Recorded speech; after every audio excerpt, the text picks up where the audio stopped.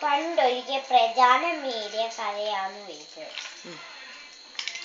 പണ്ടൊരു അപ്പൂപ്പന് അങ്ങനെ ഉണ്ടായിരുന്നു.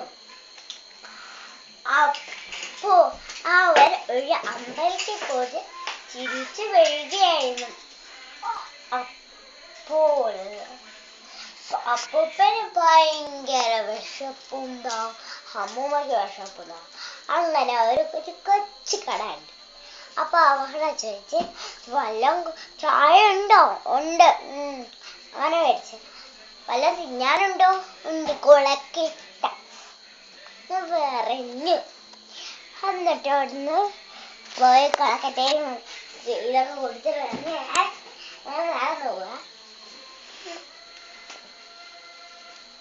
നടന്നു പോയിട്ട് വീട്ടിലെത്തി.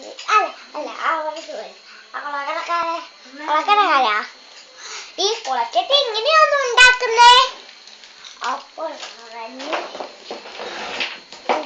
പുട്ടുപൊടിയും തേങ്ങയും പഞ്ചസാരയും ചക്കരയും വെച്ചാണ് ഇതുണ്ടാക്കുന്നേ.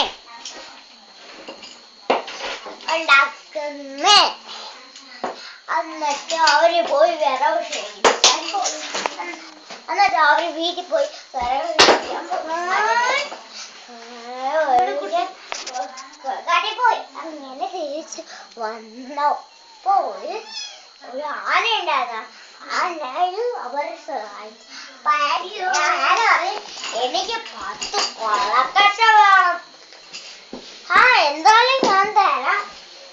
അങ്ങനെ അപ്പൂപ്പന് അങ്ങനെ കൊളക്കട്ട ഉണ്ടാക്കിയേ. അങ്ങനെ ഒരു 20 ഉണ്ടായിരുന്നു. പിന്നെ ആ തിന്ന് അങ്ങനെ തിന്നെ അപ്പൂപ്പനെ തിന്ന് ഉപ്പുണ്ടോന്ന് പറഞ്ഞ് തിന്നെ അങ്ങ് തീർന്നു. അയ്യോ ആന വന്നു. അപ്പൂപ്പാ, അമ്മൂമ്മേ. അങ്ങനെ അപ്പൂപ്പൻ തട്ടുംപുറത്തൊളിച്ച് അമ്മൂമ്മ ചാരത്തില് ഒളിച്ച്.